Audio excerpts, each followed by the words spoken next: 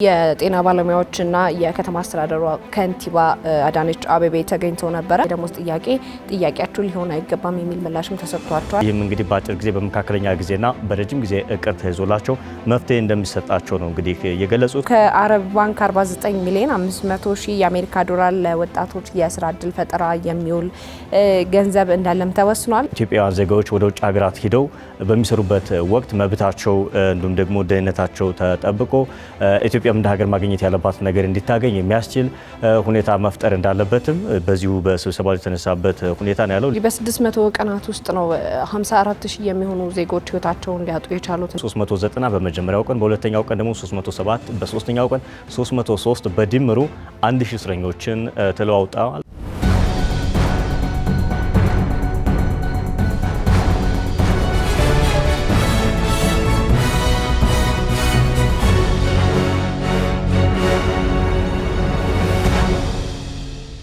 ሰላም ጤና ይስጥልን ተመልካቾቻችን፣ እንደምንሰነበታችሁ። ሳምንቱን እየጠበቀ ወደ እናንተ የሚደርሰው አሻም የሚዲያ ዳሰሳችን እነሆ ተጀምሯል። እንግዲህ እንደሚታወቀው አሻም የሚዲያ ዳሰሳ በሳምንቱ ምን አይነት አበይት ጉዳዮች ተከሰቱ፣ ምን አይነት አዳዲስ መረጃዎች ወጡ የሚለውን እየዳሰስን ከእናንተ ጋር ቆይታ የምናደርግበት መሰናዷችን ነው። እንግዲህ መሰናዷውን እየመራን መስከረም አዲሱና ባልደረባዬ ብርሃን ሸቴ ከጎን ያለ አብረናችሁ ቆይታ እናደርጋለን። በሳምንቱ አዲስና አበይት የተባሉ ጉዳዮችን እያነሳን ከእናንተ ጋር ቆይታ እናደርጋለን። እንደምንሰነበት ብርሃን። እንደምንሰነበሽ መስከረም። ደህና ነኝ።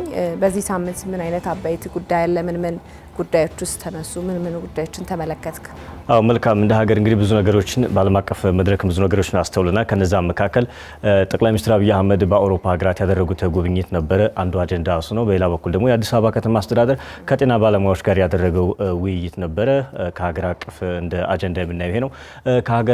በዓለም አቀፍ ደረጃ ከተመለከትናቸው ደግሞ እንደሚታወቀው የፕሬዝዳንት ትራምፕ መንግስት አንዱ ለየት የሚያደርገው እንግዲህ በተለያዩ ሀገራት ላይ ማዕቀብ መጣል ነበረ። ይህን ነገር ለተወሰኑ ጊዜያቶች አቁሞት ነበር። በአሁኑ ወቅት እንደ አዲስ የጀመረበት ሁኔታም እናያለን። በአውሮፓ ህብረት ላይ የ50% ታሪፍ መጣውን እንግዲህ የተገለጸበት ሁኔታ ነው ያለው። እነዚህና መሰሉ ርዕሰ ጉዳዮች አሉ። መስከረም መልካም። እንግዲህ ከሀገር ውስጥና ከውጭ አበይት የተባሉ ርዕሰ ጉዳዮችን ይዘናል። ውድ ተመልካቾቻችን በሳምንቱ እንግዲህ አበይት ከተባሉ ርዕሰ ጉዳዮች መካከል የሚኒስትሮች ምክር ቤት 46ኛ መደበኛ ስብሰባውን አካሂዶ ነበር። በዚህ መደበኛ ስብሰባውም ከ4 በላይ ውሳኔዎችን አሳልፏል። እንግዲህ በመጀመሪያ ደረጃ ያስቀመጠው ከ2018 እስከ 2022 የመካከለኛ ዘመን ማክሮ ኢኮኖሚና ፊስካል ማዕቀፍ ላይ ወይም ደግሞ የተረጋጋ ኢኮኖሚን ለማረጋገጥ የሚያስችል አንድ ውሳኔ ወስኗል። በድጋሚ ደግሞ ከአረብ ባንክ 49 ሚሊዮን 500 ሺህ የአሜሪካ ዶላር ለወጣቶች የስራ እድል ፈጠራ የሚውል ገንዘብ እንዳለም ተወስኗል። ይህም ብድር አነስተኛ ወለድ የሚከፈልበት ነው። የ5 ዓመት የችሮታ ጊዜም አለው። እንዲሁም ደግሞ በ20 ዓመታት ተከፍሎ የሚያልቅ ነው። መልካም። ሌላኞቹ እንግዲህ ነጥቦች የሚኒስትሮች ምክር ቤት በዚህ በ46ኛ መደበኛ ስብሰባ ያነሳቸው የስራና ክህሎት ሚኒስቴር የውጭ ሀገራት የስራ ስምሪትን በተመለከተ የሚሰጣቸው አገልግሎት ላይ ክፍያውን የአገልግሎቱን ተጠቃሚ ማዕከል ያደረገ እንዲሆን የወሰነበት ውሳኔ አንዱ ነው። ከዛ ባለፈ ደግሞ ወደ ውጭ ሀገር የስራ ስምሪት ረቂቅ አዋጅ ላይ በተለይ ደግሞ ኢትዮጵያውያን ዜጋዎች ወደ ውጭ ሀገራት ሂደው በሚሰሩበት ወቅት መብታቸው እንዲሁም ደግሞ ደህንነታቸው ተጠብቆ ኢትዮጵያም እንደ ሀገር ማግኘት ያለባት ነገር እንዲታገኝ የሚያስችል ሁኔታ መፍጠር እንዳለበትም በዚሁ በስብሰባው የተነሳበት ሁኔታ ነው ያለው። ሌላው የእጽዋት ጥበቃና ኳረንቲንም በዚህ በቴክኖሎጂ የታገዘ ለማድረግ በተለይ ደግሞ የዚህ የተባይ መከላከል ማለት ነው ለእጽዋት። እነዚህ 5 አበይት ጉዳዮች ነው እንግዲህ የሚኒስትሮች ምክር ቤት በ46ኛ መደበኛ ስብሰባው የተወያየባቸው ነጥቦች። እንዳልከው ነው እንግዲህ በሳምንቱ አበይት ከተባሉ ርዕሰ ጉዳዮች መካከል የሚኒስትሮች ምክር ቤት ያደረገው 46ኛው ስብሰባ ነው። በቀጣይነት ደግሞ ጠቅላይ ሚኒስትር ዶክተር አብይ አህመድ እንግዲህ በዚህ ጉዟቸውም የተለያዩ ውይይቶችን ከባለድርሻ አካላት ጋር ተወያይተው ነበር። በመጀመሪያ የሚያቀኑት ወደ ፈረንሳይ ነበር። ከፈረንሳዩ ፕሬዚዳንት ኢማኑኤል ማክሮን ጋር ውይይት አድርገዋል። በዚህም ውይይታቸው ፍሬያማ ውጤት እናገኛለን የሚል መረጃም ወጥቷል። እንደሚታወቀው እንግዲህ ጠቅላይ ሚኒስትሩ በሳለፍነው ሳምንት ወደ አውሮፓ ሀገራት ጉዞ አድርገው ነበር። ቀደም ሲል እንዳነሳችሁ መጀመሪያ ላይ የተገናኙት እንግዲህ ከፈረንሳዩ አቻቸው ፕሬዚዳንት ኢማኑኤል ማክሮን ጋር ነው። እሳቸው ጋር በነበራቸው ውይይት ሁላችንም እንደምናስታውሰው በዚሁ ዓመት ታህሳስ ወር ላይ የፈረንሳዩ ፕሬዚዳንት ማክሮን ኢትዮጵያ ውስጥ መጥተው ነበረ። ኢትዮጵያ ውስጥ በመጡበት ወቅት እንግዲህ የተለያዩ ስምምነቶችን ፈጽመዋል፣ ውይይቶችን አድርገዋል። እንግዲህ በሁለቱም ወገን በወቅቱ ተገልጿል። አሁን ላይ በፈረንሳይ ፓሪስ የተደረገው በዚህ በጠቅላይ ሚኒስትሩ የጉዞ አካል የሆነው እንግዲህ አዲስ አበባ ላይ የነበሩ ስምምነቶችና ውይይቶችን የሚያስቀጥል እንደሆነ ተገልጿል። የሁለቱ መሪዎች ውይይት እንግዲህ በተለይ ደግሞ ጠቅላይ ሚኒስትር አብይና ፕሬዚዳንት ኢማኑኤል ማክሮን እዚህ አዲስ አበባ ላይ የመከሩባቸው የጋራ ሁለትዮሽ ጉዳዮች ነበሩ። እነሱን የገመገሙበትና ውይይቱን የሚያስቀጥሉበት እንደነበር ተገልጿል። በተከታይ ደግሞ ከበሮም ባደረጉት ጉብኝት በቅርቡ ከተሾሙት ፖፕ ሊዮ 14ኛ ሀገር ውይይት አድርገው እንደነበር ይታወሳል። በዚህ ውይይታቸው ደግሞ ትምህርት ነክ ጉዳዮች ነው የተወያዩት። እንዳልከው ነው ከሮም እንደተመለሱ ወደ ጣሊያን አቅንተው ነበረ። ከዊ ቢልድ ኮንስትራክሽን ጋርም ውይይት አድርገው ነው የሁለትዮሽ ውይይት አድርገው ነበረ። በዚህ ውይይታቸው እንግዲህ በኢትዮጵያ የተለያዩ ኮንስትራክሽኖች አሉ። ይህንን ኮንስትራክሽን እንዴት ማጠናከር አለብን በሚሉ ርዕሰ ጉዳዮች ላይ ሲወያዩ እንደነበርም የተገኘ መረጃ ነው በዚህ ሳምንት። በትክክል ዊ ቢልድ እንግዲህ በቀድሞ ስሙ ሳሊኒ ማለት ነው። ሳሊኒ እንግዲህ በኢትዮጵያ ትልቅ ፕሮጀክቶችን የግንባታ ሂደቶችን እያከናወነ ይገኛል። በተለይ ደግሞ የኃይል ምንጮችን እንደ ማሳያነት የምናነሳውም የታላቁ ኢትዮጵያ ህዳሴ ግድብን ግንባታ እያከናወነ የሚገኘው የጣሊያን ኩባንያ ዊ ቢልድ ነው ማለት ነው። ከኩባንያ ኃላፊዎች ጋር ጠቅላይ ሚኒስትሩ ያደረጉበት ሁኔታ አለ።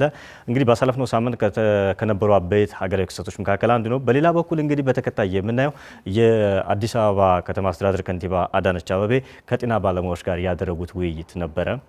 የጤና ባለሙያዎች ሰሞኑን ከጤና ባለሙያዎች በኩል የተነሱ ውይይቶች ነበሩ። በዛ ዙሪያ ላይ እንግዲህ የተነሱ ጥያቄዎች ነበሩ። በእነዚህ ጥያቄዎች ላይ ተመርኩዞ ነው እንግዲህ ከተማ አስተዳደሩ በከንቲባ በኩል ከባለሙያዎች ጋር ውይይት ያደረገው። በዚህ መድረክ ላይ እንግዲህ የጤና ባለሙያዎችና የከተማ አስተዳደሩ ከንቲባ አዳነች አቤቤ ተገኝተው ነበረ። በዚህም ጥያቄያቸውን አቅርበዋል። ጥያቄያቸው ምንድነው? የደሞዝ ጥያቄና የጥቅማ ጥቅም ጥያቄን በዋናነት የተነሳ ጉዳይ ነበር። ለዚህም እንግዲህ ምላሽ ተሰጥቶበታል። ምላሹም ምንድነው?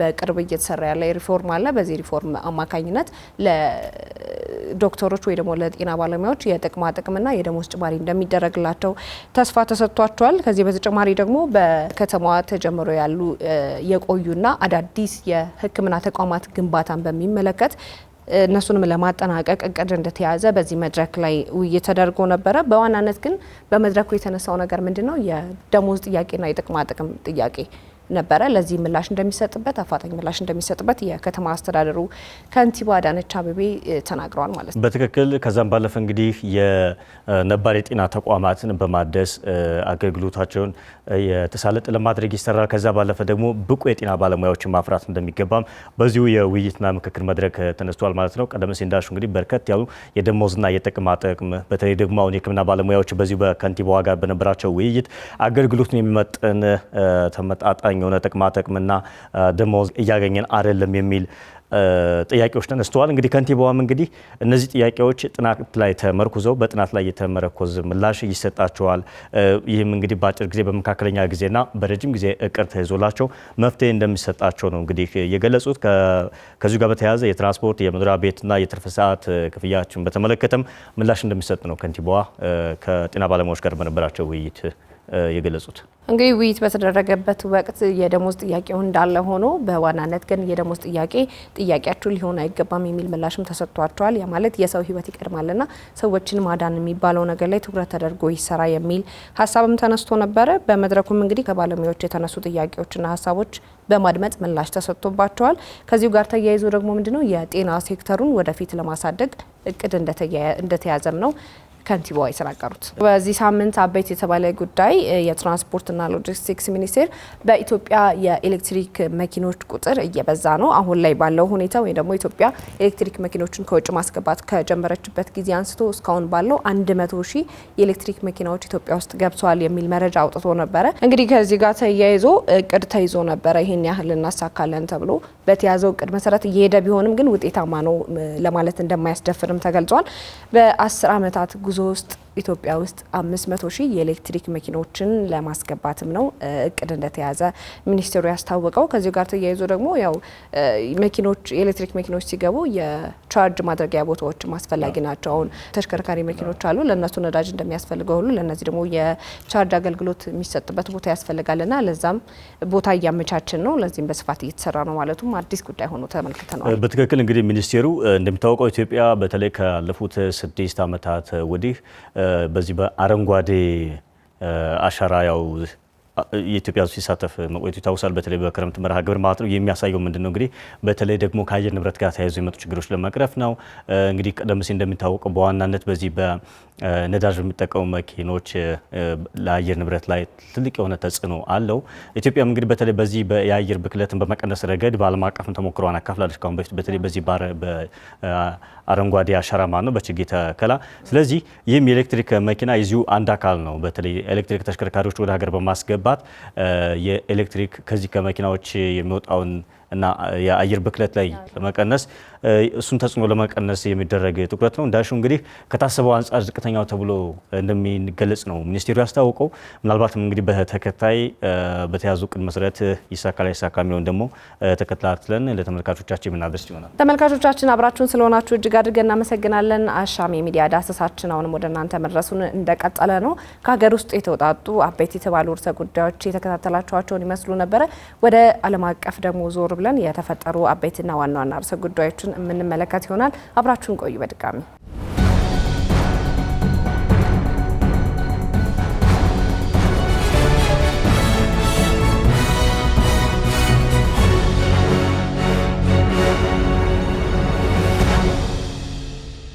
በቀዳሚነት የያዝነው እንግዲህ እንደሚታወቀው ከ2 ዓመት በላይ ያስቆጠረው የመካከለኛው ምስራቅ የእስራኤልና የፍልስጤም ግጭት ነው። በተለይ በሐማስና በእስራኤል መካከል ያለው ግጭት ከፍተኛ ውድመት እያስከተለ ይገኛል። ከቀናት በፊት እንግዲህ ጦርነቱ 600 ቀናቶችን አስቆጥሯል። በዚህም እንግዲህ ከ54 ሺህ በላይ መድረሳቸው ተገልጿል። የሟቾች ቁጥር ማለት ነው። ብዙ አሃዛዊ መረጃዎች እየወጡ ነው። ከዛ ቀድመን ግን አሃዛዊ ቁጥሮችን ከመመልከታችን በፊት በዚህ ጦርነት የተነሳ የእስራኤሉ ጠቅላይ ሚኒስትር ቤንያሚን ኔታንያሁ የእስር ማዘዣ ወጥቶባቸው ነበር በዓለም አቀፍ ወንጀለኞች ፍርድ ቤት። ይህም እንግዲህ ለቀጣይ አሁንም እስራኤል በፍልስጤማውያን ንጹሃን ዜጎች ላይ እያደረሰች ያለችውን ግፍ ቀጥላበታለች በሚል ፍርድ ቤቱ ለተጨማሪ 1 ዓመት አራዝሞታል ማለት ነው ይህን የእስር ማዘዣ። ከዛ ባለፈ ደግሞ ጠቅላይ ሚኒስትር ቤንያሚን ኔታንያሁ 4 የሐማስ አመራሮች ላይ እርምጃ ተወስደዋል። በ10 ሺዎች የሚቆጠሩ ደግሞ የሐማስ ታጣቂዎች ላይ እርምጃ ወስደናል ብለዋል። እንግዲህ እንደሚታወቀው ሐማስ ጦርነት ከመግባቱ ቀደም ብሎ ቡድኑ ሲመሩ የነበሩት መሐመድ ዲፍ ነበሩ። እሳቸውም እንግዲህ በእስራኤል እርምጃ ተወስዶባቸው እንደነበር ይታወሳል። ከዛም ባለፈም እንግዲህ ኢራን ውስጥ የነበሩትና እዛ ሲኖሩ የነበሩት እስማኤል ሀኔህ ናቸው በሁለተኛው እርምጃ ተወስዶባቸው የተባለው ማለት ነው የሐማስ መሪ። ከዛ ባለፈ ደግሞ ያህያ ሲንዋር ናቸው እስማኤልን በሀኔን በመተካት ሐማስን ሲመሩ የነበሩት የቡድኑ መሪ ማለት ነው። በቅርቡ ደግሞ እርምጃ ተወስዶባቸው የተባሉት የያህያ ሲንዋር ታናሽ ወንድም እንደሆኑ የተነገረላቸው መሐመድ ሲንዋር ናቸው እና እስራኤል አሁን እነዚህ የሐማስ አመራሮች ላይ እርምጃ መውሰድን እቀጥላለሁ ያለችበት ሁኔታ ነው ያለው። ነገር ግን ቀደም ሲል እንደተናገርኩት 600 ቀኑ መሙላቱን ተከትሎ ጦርነቱ 34 ሺህ በላይ ንጹሃን እንደተገደሉ መረጃዎች እየወጡ ነው። እነዚህና መሰል አሃዛዊ ቁጥሮች እየተገለጹበት ሁኔታ ነው ያለው። እንግዲህ በ600 ቀናት ውስጥ ነው 54 ሺህ የሚሆኑ ዜጎች ህይወታቸውን ሊያጡ የቻሉትና ከነዚህም መካከል ምን አለ 17861 የሚሆኑት ህጻናት ብቻ ናቸው ህይወታቸው ያለፈው ማለት ነው። 123 ሺህ የሚሆኑት ደግሞ ፍልስጤማውያን ቆስለዋል። ከባድና ቀላል የሚባል ቁስል ደርሶባቸዋል። ከነዚህ መካከል 15 ሺዎቹ የረጅም ጊዜ ማገገሚያ የሚያስፈልጋቸው ናቸው። በቀላሉ የሚድን ቁስል አይደለም የሚደርሰባቸው፣ ጉዳት አይደለም የሚደርሰባቸውና እነዚህ ማገገሚያ ውስጥ የሚገቡ ናቸው። 12700ዎቹ ደግሞ ከሀገር ውጭ ወጥተው መታከም ያለባቸው ናቸው። እንግዲህ ቀደም ብለህ እንዳልከው ነው በ600 ቀናት ውስጥ ይህ ሁሉ ጉዳት መድረሱ በጣም ቀላል የሚባል ጉዳት አይደለም።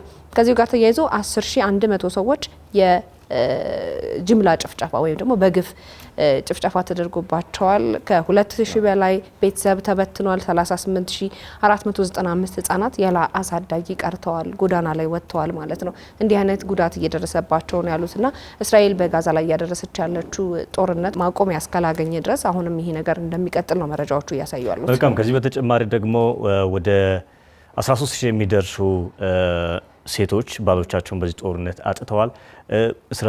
አሁን ቀደም ሲል ከገለጽናቸው ከ54ቱ ፍልስጤማውያን ወይም እርምጃ የተወሰደባቸው የተባሉት ደግሞ ህይወታቸው ያለፈው ማለት ነው።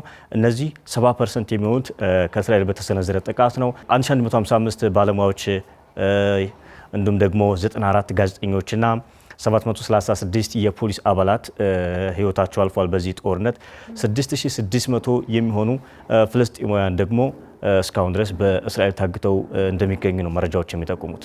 መልካም እንግዲህ ዓለም ላይ ያሉ አዳዲስ ጉዳዮች አሁንም መቀጠላቸውን እንደቀጠሉ ናቸው። አሁንም የሩሲያና የዩክሬን ጉዳይ ደግሞ አበይት ሆኖ የቀጠለ ጉዳይ ነው። በዚህ ሳምንት ሁለቱ ሀገራት ለመጀመሪያ ጊዜ እንግዲህ የእስር ልውውጥ ያደርጋሉ ተብሎ መረጃ ወጥቶ ነበር። በመጀመሪያ አንድና በተደጋጋሚ በመጀመሪያና በሁለተኛ ቀናቶች ውስጥ የእስረኞችን ልውውጥ አድርገው ነበረ። በዚህም ደግሞ ትራምፕ ሁለቱን ወገኖች እንኳን ደስ ያላችሁ፣ ይህ መንገድ ምንድነው ሰላምን ለማምጣት የሚከፍት መንገድ ነው፣ ጅማሬያችሁ ጥሩ ነው በማለትም ሲያመሰግናቸው ነበር። በሁለተኛ ዙር የእስረኞች ልውውጥ ላይ ምን ተፈጠረ? 307 የሚሆኑ የሩሲያ ወታደሮችን ዩክሬን ለቃ ነበር። ነገር ግን በዛን ዕለት ሩሲያ ዩክሬን ላይ ጥቃት ፈጽማ 15 ሰዎች ላይ ጉዳት መድረሱ እንደገና ነገሩ እንዲነሳሳ የሆነበት መንገድ ነው። መልካም። በተለይ እንግዲህ ሁለቱ ሀገራት የዚህ ስምምነት ላይ ደረሱት ቱርክ ላይ ባደረጉት ስብሰባ ነው። የቱርኩ ስብሰባ እንደምናስታውሰው በመሪዎች ደረጃ ነበር ሊደረግ የጠበቀው። ይህም እንግዲህ ፕሬዚዳንት ፑቲን ለመወያየት ፈቃደኛ እንደሆኑ መግለጻቸው ነበር። ያኔም እንግዲህ የአሜሪካው ፕሬዚዳንት ዶናልድ ጄ ትራምፕ መካከለኛው ምስራቅ ላይ በሳውዲ አረቢያ የዩናይትድ አረብ ኤምሬት እና ኳታር ይፋዊ ስራ ጉብኝት እያደረጉ በነበረበት ወቅት ነው እንደማቋርጠው ቱርክ ለመግባት እያሰቡ እንደነበር ይታወሳል። በመሀል እንግዲህ ፑቲን ሐሙስ ለተቀጠሮ በተያዘበት ወቅት እንግዲህ ሮብ ላይ እንደማይገኙ ገለጹ። የዩክሬኑ ፕሬዝዳንት ፈቃደኛ ነበሩ። ነገር ግን ይህን ተከትሎ እሳቸው ጠዋት አልሄድም ብለው ነበር። ከሰዓት ደግሞ ቱርክ ተገኝተዋል። መሪዎቹ ባይገናኙና ውይይት ባያደርጉም ከፍተኛ ባለስልጣናት በዴሌጌሽን ወይም በዚህ በልዑካን ቡድን አማካኝነት ሁለቱ ሀገራት ተወያይተዋል። ከመከላከያም ከዲፕሎማቶች ከውጭ ጉዳይ ሚኒስቴርም እንዲሁም ደግሞ ፕሬዝዳንት ጽሕፈት ቤት የተገኙ ባለስልጣናት እንግዲህ ስምምነት አድርገዋል። ይህ ስምምነት እንግዲህ የመጀመሪያው ቀጣይነት እንዲኖረው መፍትሄ ለመፈለግ ለጦርነቱ ቀጣይ ውይይቶች እንዲደረጉ ነው። ሁለተኛው የውይይቱ አካል 1000 የሚደርሱ እስረኞችን ለመለዋወጥ ነበር በአንድ ሳምንት ውስጥ። ይህም እንግዲህ ቀደም ሲል እንዳልሽው አንቺ 390 በመጀመሪያው ቀን፣ በሁለተኛው ቀን ደግሞ 307፣ በሶስተኛው ቀን 303 በድምሩ 1000 እስረኞችን ተለዋውጠዋል። ሁለቱ ሀገራት ደግሞ በቀጣይ ሳምንት ሰኞ ዕለት ይመክራሉ ተብሎ ይጠበቃል። ሁለተኛውን ዙር ውይይት ያስቀጥላሉ ተብሎ ይጠበቃል። መልካም። ሌላኛው አበይት የተባለው ጉዳይ ምንድነው? ዶናልድ ትራምፕ በአውሮፓ ላይ የጣሉት ታሪፍ ነው። ከ30% ወደ 50 ከፍ አድርገው መጣላቸውን አስታውቀው ነበር ከሰሞኑ። አዎ ትራምፕ እንደሚታወቀው እንግዲህ አሁን ለየት የሚያደርጋቸው ነገር በተለይ ወደ ስልጣን ከመጡ በኋላ እያደረጉት ያለው ነገር የዚህ የንግድ ጦርነት ነው የጀመሩት። በተለይ ደግሞ ተገዳዳሪ ከሆኑ ሀገራት እንደ ቻይና፣ የአውሮፓ ህብረት፣ ካናዳ ነበረ። አሁን በዛ ያለው ነገር በርዶ ነበረ። በተለይ አሁን ቻይና ጋር ታሪፍ ለመቀነስ በ30% ለመቀነስ ሁላቸውም ተስማምተዋል። ጄኔቭ ላይ ባደረጉት ውይይት በ90 ቀን ውስጥ ነው ይቀንሳሉ የተባለው። ነገር ግን ከአውሮፓ ጋር ያለው ነገር እንደ አዲስ ጨምሯል። እንደሚታወቀው ትራምፕ ወደ ስልጣን ከመምጣታቸው በፊት አሜሪካ በአውሮፓ ምርቶች ላይ ወይም በአውሮፓ ገበያ ላይ የጣለችው 10% ብቻ ነበረ። እሳቸው እንደመጡ ወደ 30% አሳደጉት። በአንድ ወር ጊዜ ውስጥ ደግሞ ወደ 50% አሳድገውታል። ይሄ በተለይ በአውሮፓ ሀገራት ላይ ትልቅ የሆነ ድንጋጤ ፈጥሯል ማለት ይቻላል። ምክንያቱም 50% ማለት ግማሹ ማለት ነው። የአውሮፓ ህብረት የንግድ ኮሚሽን ኮሚሽነር ናቸው ሚሮስ ስኮቪች የትራምፕን ውሳኔ ተከትሎ ምላሻቸውን ሰጥተዋል። እንግዲህ አውሮፓ ከአሜሪካ የንግድ ጦርነት ተከፍቶባታል። ይህንን ጦርነት ለማዳን 4 ሳምንታት አሉን ሲሉ ተናግረዋል። ይህ ታሪፍ የሚጨመርበት ምክንያት የፕሬዝዳንት ዶናልድ ጄ ትራምፕ መንግስት ምክንያታዊና ግልጽነት የጎደለ ውሳኔ ነው እያሳለፈ የሚገኘው ብለዋል። በሌላ በኩል ግን የጀርመን ምክትል ቻንስለርና የገንዘብ ሚኒስትሩ ምላሻቸውን ሰጥተዋል። በዚህ ጉዳይ ላይ አሜሪካን ፈጣን መፍትሄ ትፈልጋለች። ተመሳሳይ የሆነ ፍላጎት አለ በአውሮፓና በአሜሪካ መካከል። ስለዚህ የሚጋነን አይደለም፣ መፍትሄ መፈለግ የሚቻልበት ሁኔታ አለ የሚል ምላሽም ሰጥተዋል። በመጨረሻም ግን ይህ ውሳኔ ከጁላይ ወር ወይም ደግሞ ከዚህ ከሰኔ ወር ጀምሮ ነበር ተግባራዊ የሚደረገው። ትራምፕ ከአውሮፓ ህብረት ፕሬዝዳንት ኡርሱላ ቮን ደር ሌየን ጋር በስልክ ውይይት አድርገዋል። ይህን ውይይት ተከትሎ እንግዲህ ከሰኔ ወደ ሐምሌ ተዘዋውሯል ማለት ነው። ከሰኔ ወደ ሐምሌ ካዘዋወሩት በኋላ ምክንያታቸው ምንድነው? ውይይት አድርገናል ግን አጥጋቢ ምላሽ ስላላገኘን ጊዜ መራዘሙ ግዴታ ነው የሚል ምላሽ ነበር የሰጡት ዶናልድ ትራምፕ።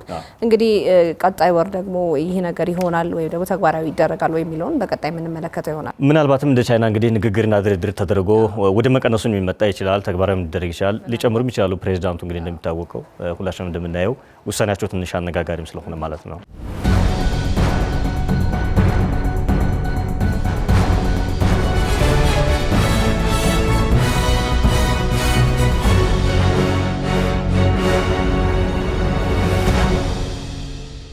ተመልካቾቻችን አብራችሁን ስለሆናችሁ አሁንም እናመሰግናለን። ውይይታችንን ወደ ማጠናቀቂያው ላይ ደርሰናል። እንግዲህ በስተመጨረሻ የያዝነው ርዕሰ ጉዳይ ምንድነው?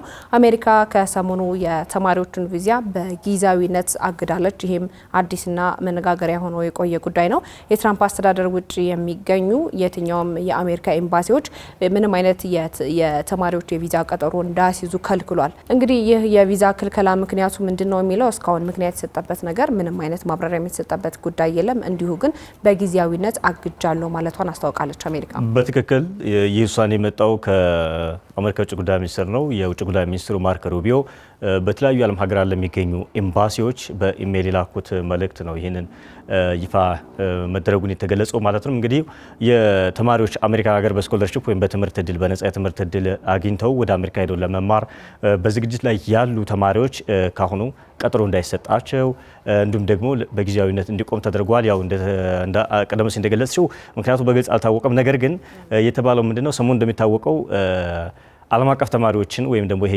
ኢንተርናሽናል ስቱደንቶችን በማስተናገድ የሚታወቀው ሃርቫርድ ነው፣ በአሜሪካ ሃርቫርድ ዩኒቨርሲቲ ነው። ሃርቫርድ ዩኒቨርሲቲ በአሁኑ ወቅት ደግሞ ከመንግስት ሲለቀቅለት የነበረው በጀት እንዲቋረጥ ተደርጓል፣ በፕሬዚዳንት ትራምፕ አስተዳደር ማለት ነው። ይህ ደግሞ እንዲሁም ደግሞ ዓለም አቀፍ ተማሪዎች እንዳይቀበልም ተደርጓል። ይህም እንግዲህ ዩኒቨርሲቲው የትራምፕ አስተዳደርን ከሷል። እንግዲህ ይሄ ሰጥ አገባ ባለበት ነው እንግዲህ የውጭ ጉዳይ ሚኒስትር ይህን ውሳኔ ያሳልፈው። አሜሪካ የቪዛ ክልከላዋን ተከትሎ እንግዲህ በቂ ማብራሪያ አልሰጠችበትም። ማብራሪያ ባገኘንበት ወቅት ለተመልካቾቻችን የምናደርስ ነው የሚሆነው። ምናልባት በውጭ ጉዳይ ሚኒስትሩ በኩል የሚወጡ መረጃዎች ካሉ ከዚህ ከተማሪዎች ቪዛ ክልከላ ጋር ተጨማሪ መረጃዎችን በቀጣይ ሳምንት በሚኖረን የሚዲያ ዳሰሳችን ወደ ተመልካቾች እናደርሳለን። መልካም ውድ ተመልካቾቻችን ስለተከታተላችሁን እጅግ አድርገን ነው የምናመሰግነው። የዚህ ሳምንት አሻም የሚዲያ ዳሰሳችን በዚሁ ተጠናቋል። ፕሮግራሙን እየመራን መስከረም አዲሱና ባልደረባዬ ብርሃን ሸቴ አብሮኝ ነበረ። በቀጣይ ሳምንት እንገናኛለን። እስከ ሳምንት ቸርን ሰንብት። አሻም ለሁላችን።